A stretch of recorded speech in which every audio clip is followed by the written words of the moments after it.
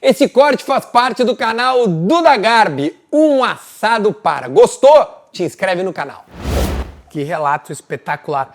E aí tu encontra, tipo assim, caras também como o Mourinho, né? Que deve ter sido um cara que te acolhe, né? Porque ele é malandro, ele deve ter visto como foi tua saída, né? Uhum. E aí pra te acolher é fácil, né, cara? Sim. Olha, fica aqui... E o português é também um cara mais acolhedor, assim, ele, ainda mais com o brasileiro, assim, sim, é diferente a relação. Eu costumo, sempre falo, que para mim ele foi o melhor treinador que eu tive. Né? Além de ser um treinador que cobra no dia a dia, que mostra, que conversa, e que é literalmente, assim, ele é leal, sabe, com os jogadores. Porque ele tem um lado que para mim eu acho muito legal isso, como um líder. Falar para você o que realmente você precisa melhorar, falar suas virtudes e falar os seus defeitos para você. Né? Então, muitos usam a mídia, jornais, uma entrevista para criticar e coisa. E eu não sou dessa escola. Eu acho que é melhor olho no olho você sentar, falar. Então, o Mourinho fez muito comigo isso. Ele fez isso. Chegava, puxava minha orelha, falava, não é para sair jogando, como a gente brincou, ser defensor, fica aqui. Então, tudo isso ele, claro, e ao mesmo tempo motivando. A nossa equipe, se você pegar, foi montada com... O Schneider estava vindo, acho que do Real, alguma coisa assim, porque não estava sendo aproveitado. Daí o Eto'o estava sendo moeda de troca do Barcelona. Chegou o Thiago Motta, depois eu vindo do Bayern de Munique. Então ele conseguiu formar uma equipe. O time também, Júlio César, Maicon, Lúcio, Materazzi, eu não lembro. Não, era Samuel, né? Era Samuel, Walter Samuel. Na esquerda, que era o colombiano aquele, o baixinho, não? Não, o Ivan não, às vezes jogava o Kivo ou o Zanetti.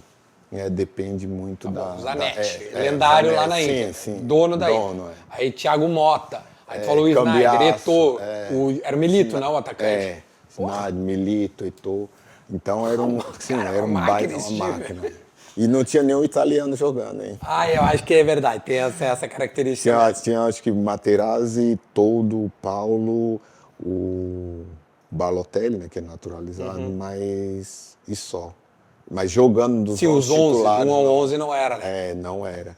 Então o José Mourinho soube muito bem conduzir também. Português, porque ele, não era italiano. Conduzir muito, também tem isso. Conduzir muito bem, né? Porque a gente sabe que é um cara que são jogadores que marcou época junto comigo e eu gosto muito, mas vamos lá, o Eto'o não é um cara fácil, o Schneider não é um cara fácil. Em termos de dia a dia? De dia a dia, de conduzir no grupo, um pouco... Mas isso é um problema do treinador ou dos companheiros? Não, do treinador. O próprio Balotelli que... Né, esse aí tem muita lenda, pelo menos. Não sei se... Então, tudo isso, pro treinador gerir, tem que ter muito pulso. Né? Então, são coisas ali no dia a dia que o treinador tem que ser firme. Porra, tu viu coisa nessa carreira, hein, tia? Sim, bastante coisa. Porra! Ali teve tu bastante falou uns nomezinhos interessantes aí. E daí o Mourinho é um treinador, né, que para mim motiva muito, faz a gente acreditar. Né? Inclusive, no nosso vestiário tinha uma placa assim, daí como ele é um cara firme, claro, e também, né, não é o perfeito, então às vezes chegava ali, falava algumas coisas, dava patada no jornalista, não sei o quê, então ele é um cara que, assim, é amor e ódio, né? Então, mas ele por um bom tempo, né, Lúcio? Ele era o exemplo do bom... Tipo assim, hoje a gente usa o Guardiola como um sinônimo de... vem cá, o cara acha que é o Guardiola. Sim. O Mourinho era esse cara, né? Era esse cara na nossa época, assim. Ainda mais depois de tudo que aconteceu e no processo, né? Então, ele era um cara que lutava pela gente, defendia, corria atrás dos interesses do grupo, né, em primeiro lugar. E eu lembro que ele mandou, depois de muita... crítica, cobrança e tudo, ele colocou uma placa bem grande na porta do vestiário, que a porta era essa de aproximação, ela abria, né, automática. Então ele colocou, de um lado ele colocou contra tudo e do outro contra todos. E daí toda hora que a gente chegava, e aquilo foi entrando na mente de todo mundo, e ele falava todos os dias, a gente está, né, lutando pra gente contra muitos que querem ver a nossa queda. Então é hora da gente mostrar a nossa personalidade, mostrar o nosso caráter, ir lá e colocar à prova. Além de estar correndo atrás do sonho de todo mundo, que com certeza marcou a história de todos os jogadores que passou ali, mas a gente sabia que do outro lado também tinha uma grande parcela que estava torcendo para a Inter sair fora e não ganhar, para eles terem razão. Então, ele também usa muito o motivacional. Ele entra dentro da sua mente, ele faz acreditar que você é capaz, ele faz acreditar que você consegue. Então, ele trabalhou isso muito forte naquele grupo, né? Então, foi um grupo também que os outros 11 que estavam do lado de fora estavam ali torcendo, dando orientação, conversando, ajudando ao máximo ele, porque ele conseguiu,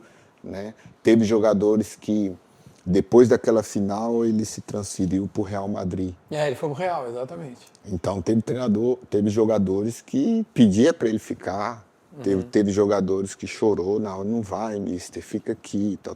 Então, assim, você vê o tamanho, carinho e responsabilidade e carisma que ele criou naquele grupo, né? Então, para mim, foi o treinador, assim, o melhor que eu já trabalhei, não porque me elogiava, Sim. mas porque ele me chamava de canto e falava assim, eu te trouxe para você ser né, você junto com os outros formar uma defesa sólida, forte, tá lá. E teve um período no campeonato italiano que a gente estava tomando muito gol. Então ele falava, você tem que melhorar isso. E a principal característica dele, ao menos a distância que eu como torcedor, era organizar uma defesa, né? Sim. Tanto é que o extra classe, que o ícone daquele título foi o jogo contra o Barcelona, né? Então, sim, vocês pegam o Barça e depois o Bayern. Cara, uma campanha assim. E a gente jogando, né, contra o Barcelona. E aos 28 minutos o Thiago Motta é expulso. E eles tinham que ganhar só de 2-0 para ir para a final. 2-0 para ir para a final. Jogando com Pedro, Iniesta, Xavi, Messi, Ibra. Sim. Então, Piquet. Então, tipo assim, para nós era... Então, daquele momento que nós perdemos um jogador, até o Heitor voltou para a lateral para marcar e aquele desespero, mas foi na minha carreira, acho que foi o jogo de maior pressão, assim. Que tu já sofreu? Sim, mais do que a final da Copa do Mundo, porque a gente ganhou em casa de 3-1. Então, se a gente perdesse de 1-0, a gente ainda passava. Sim, o 2-0 era o qualificado. Eles. Então, foi um sufoco muito grande. E o Messi no prime, sim. O Messi, assim, né? Não, o Barcelona em si. O Barcelona, eles comentavam, jornalista, comentarista, que naquela situação o Barcelona podia entrar perdendo de 2-0 para qualquer time que viesse. Que eles virariam. 3-2, 4-2. Então foi desafiador. Mas é impressionante como todo mundo que passa aqui cita o Messi, por óbvio, mas o quanto ele marca, assim, ele, de fato, ele... Cara, a carreira de todo mundo que eu conversei até agora, tipo, Messi, Cristiano Ronaldo, tipo assim, cara, marca mesmo, assim, é prazeroso jogar contra e é difícil pra caralho jogar contra. Sim, difícil. Pra mim foi os dois mais complicados que eu já enfrentei.